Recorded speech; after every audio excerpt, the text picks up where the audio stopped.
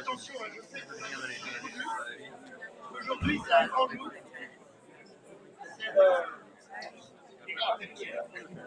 Voilà. Donc, les organisateurs m'ont dit, Désiré, vu de ton petit bidon et de tes 2 neurones, ça serait bien que tu parles aux jeunes d'aujourd'hui de ce qui s'est passé il y a longtemps. Parce qu'aujourd'hui, on est quel jour? Et vendredi 1er avril. Presque. Mais, quelle année? Un doute, hein. 2065. Aujourd'hui, le 1er avril 2065, ça fait exactement 30 ans. Il est où, Nicolas? Là. On applaudit très fort Nicolas, qui est spontané, bénévole, enthousiaste. Ça fait exactement 30 ans, le 1er mai 2035, qu'on en a fini avec le pétrosystème. On a fermé le dernier puits de pétrole, la dernière centrale nucléaire, et on a bu, on a arrosé la grande victoire sur toutes les pétropholies. On a dissous toutes les associations qui ne servaient plus à rien. BC a été dissous dans le Pacho machin, plein de coca dégueu. Attaque a été dissous dans le coca tout court. Les Amis de la Terre dissous dans de l'eau parce que quand même ils sont écolos. Donc on a tout dissous. On n'en avait plus besoin. Voilà. Donc voilà, parce que effectivement, les anciens m'ont dit, Désiré.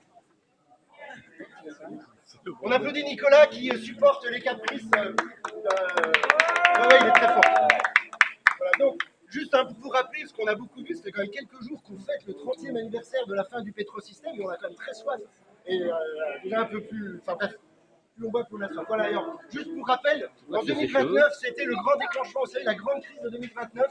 Ça, c'est un bankster à poil, quasiment. Parce que nous, on était prêts, on avait nos monnaies complémentaires, on avait tout préparé à l'avance, mais eux, ils étaient un peu des naïfs.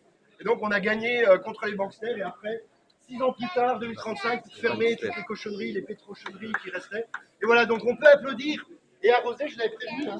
Il faut boire à la santé de vos grands-parents, ceux qui avaient 20 ans en 2015, tous vos grands-parents qui, en 2015, il y a 50 ans, en plein médiocrat, se sont battus pour mettre fin au pétrosystème. Ils ont gagné, merci à eux. Papy, mamie, à ta santé. Donc c'est le moment de boire un coup. Hein. Alors, je l'ai prévenu. Hein.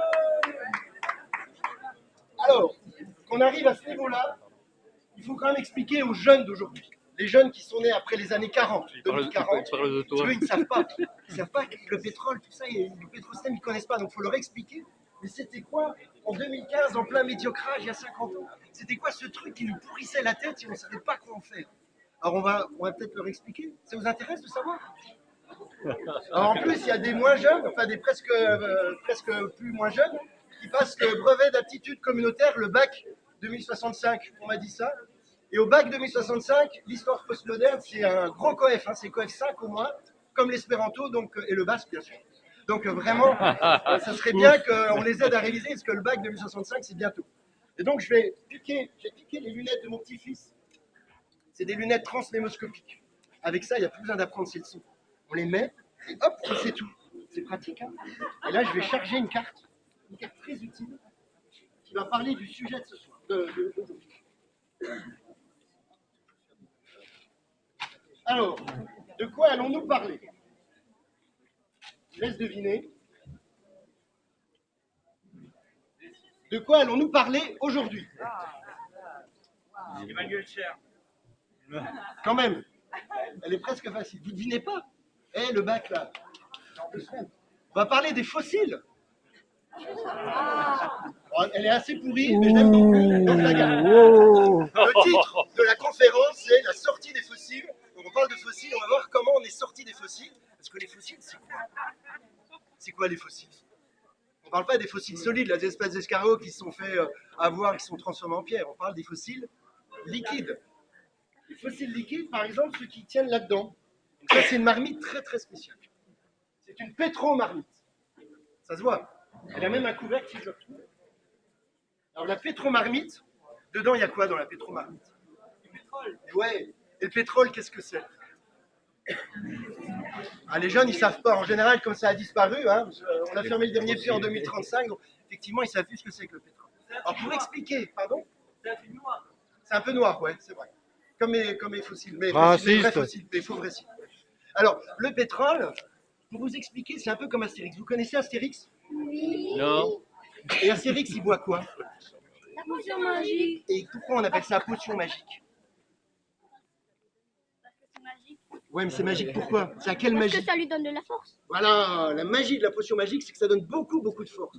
Et bien, la pétro-potion magique, elle est presque pareille, elle donne énormément, énormément de force. Par exemple, dans 1 litre d'essence, qui est du pétrole un petit peu amélioré, quelle est la force contenue dans 1 litre d'essence? Allez-y.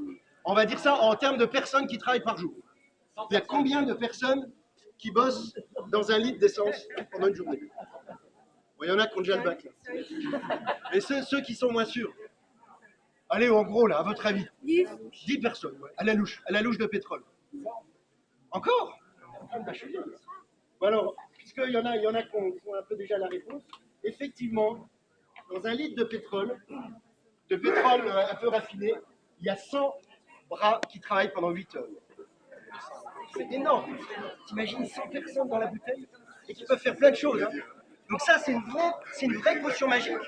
C'est pour ça qu'on parle de pétro-potion magique. C'est que la force de la pétro-potion magique, elle permet de faire des tas de choses. Et alors, qu'est-ce que vos ancêtres, depuis qu'ils ont inventé le pétrole, vous voyez, là, on a le colonnage, le pillage, le modernage et le médiocrage, hein, à peu près.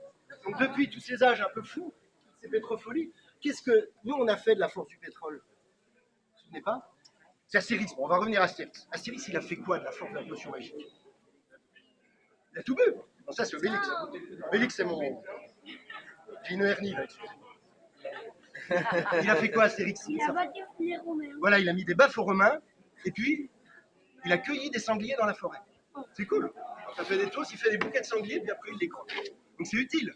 Et nous, on a fait quoi de notre pétro-potion magique? Nous, les gens du médiocrage, les gens à l'ouest, là, très très à l'ouest, hein, l'homme occidental, là, vraiment à l'ouest. On l'a brûlé. Ouais, on l'a brûlé. On a fait des choses utiles. On a fait des gratte-ciels, voire des giga-gratte-ciels, des giga-gratte-ciels.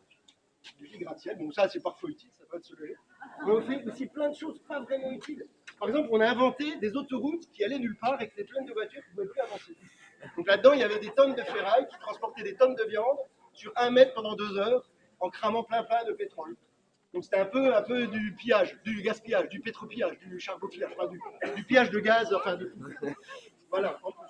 On a aussi inventé ça, je ne sais pas si vous vous souvenez les anciens, parce que les jeunes n'y croient pas. Ça, c'est un camion de pot de yaourt.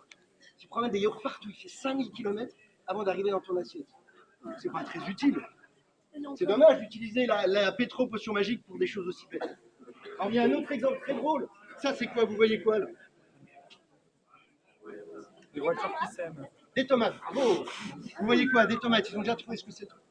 Vous voyez pas comme un truc bizarre avec les tomates? Ouais, un accident. C'est 2 camions de tomates, un qui venait de Hollande, l'autre qui venait d'Espagne, qui sont collisionnés sur une autoroute de France. C'était en 1980 et ça fait un gros coulis de tomates sur la route. C'était pas très utile. Peut-être que les tomates auraient pu rester là où elles étaient, plutôt que de les faire transporter. Mais voilà, un exemple de ce qu'on faisait, ouais. Ça transporte des fruits. Là, c'était des tomates, c'est l'histoire. Mais peut-être qu'il y avait des abricots, ça aurait été... ou un mélange de fruits. Ça aurait fait une salade de fruits autoroutière. On aurait pu essayer ça aussi. Donc, vous voyez, les jeunes d'aujourd'hui, ils sont effrayés quand on leur dit comment, en plein médiocrage en 2015, qu'est-ce qu'on faisait de la pétro-potion magique. On faisait un peu n'importe quoi. Voilà, il faut leur expliquer, parce que sinon ils disent, mais Pépé, Mémé, quand même, tu aurais pu réfléchir. Alors, qu'est-ce qu'on répond aux jeunes d'aujourd'hui pour leur expliquer ce qui fait qu'on a tellement gaspillé, pétropillé, charbon-pillé, enfin qu'on a fait n'importe quoi de la pétro-potion magique? Qu'est-ce qu'on a comme explication? Parce que quand même, nous les anciens qui avions 20 ans en 2015, on faisait ce qu'on pouvait, mais... Ah, ouais, c'est bon, tu crois? Ça marche? Ça marche? Ah ouais, ça marche. Ça va mieux? C'est vrai? Ça allait bien sans? Ah, si c'est pour les gens derrière, je comprends pas. Alors là, tout le monde entend? Il va falloir que ça... Bon, donc je vous rappelle qu'on est page 75 du livre d'histoire postmoderne et qu'il s'agit d'expliquer aux jeunes d'aujourd'hui, ceux qui sont nés après les années 40, enfin 2040 hein, bien sûr, comment ça se fait. Ah ouais, comment ça se fait? Merci. Tu me dis, hein? C'est moins bien. C'est bon. Non mais je vais faire gaffe, vous me dites quand le son est pas bon, parce que c'est pas, contrairement aux apparences, c'est pas ma spécialité. C'est mieux sans? Bon. C'est au fond. On se rapproche. Bon, je vais crier encore plus fort. Ça tombe bien, je vais prendre mes forces. Bon, je vous rappelle qu'on doit la santé de nos grands-parents. Ici, hein. Il a bu. Tu veux me le changer? Si. C'est important de... Bon, donc, on va quand même revenir, parce que là vous me dispersez, mais c'est une province très sérieuse. Pour le changer. En plus, je suis tellement ravi de témoigner. Donc, je vais vous expliquer. On va prendre ensemble la page 77 du livre d'histoire postmoderne. On va expliquer aux jeunes d'aujourd'hui qu'est-ce qui faisait qu'on était tellement dans les choux et qu'on l'a fait n'importe quoi avec notre pétro-potion magique. Donc là, vous allez trouver, grâce à ceci, quel était notre état d'esprit il y a 50 ans, plein médiocrage, qui explique pourquoi on était complètement dans les choux. Pardon? Sidéré, du soleil. Bon, c'est presque ça. Alors, il y a un deuxième indice, toujours page 77. Est-ce que vous vous reconnaissez là? Ouais, une piqûre de quoi? On était drogués, c'est ça. On était pétro-shootés. En plein médiocrage, on était tous pétro-shootés. Et du coup, ça faisait quoi? On était pétro-shootés au pétrole, bien sûr, hein, c'est une vraie drogue. Et puis à quoi d'autre en fait, en même temps? Ah, quand même. Ça vous rappelle quelque chose, cet objet? Ouais, Caddy. C'est quoi? Caddy. Tu t'en souviens? Ça n'existe plus. Mais vos grands-parents, en 2015, en plein médiocrage, ils le remplissaient tous les samedis. Ils en vidaient la moitié dans le frigo, l'autre moitié, ils la jetaient. Et le samedi d'après, ils recommençaient. C'était ça, hein. Donc ça, c'est la consommation. On était consommadiques à cause du pétrole et de tout ça. Il y avait aussi une autre addiction très connue. Hein, on avait les étranges lucarnes qui nous pourrissaient la tête. Il y avait la pétropagande tous les soirs, qui nous disait consommez, consommez, vous vous souvenez? On avait aussi une addiction à la vitesse. Vous vous souvenez de ça, du nul GV?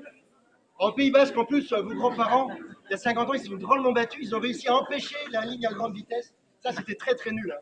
On gagnait un quart d'heure sur 300 km. Un quart d'heure qu'on perdait abondamment parce qu'il y avait la queue au guichet, il y avait des pannes électriques, il y avait plein d'embouteillages pour aller à la gare. C'était très nul, mais voilà, à un moment, on était très fiers de faire des choses très nulles. Accro à la vitesse. Et alors, une dernière addiction. Est-ce que vous vous souvenez de cet objet? Vous vous souvenez? Ouais, mais il y a marqué quoi sur le téléphone? C'est pas un téléphone, c'est un TU. Parce qu'à l'époque, il y a 50 ans, on entendait bip bip, les gens décrochaient, ils disaient TU, puis ils raccrochaient.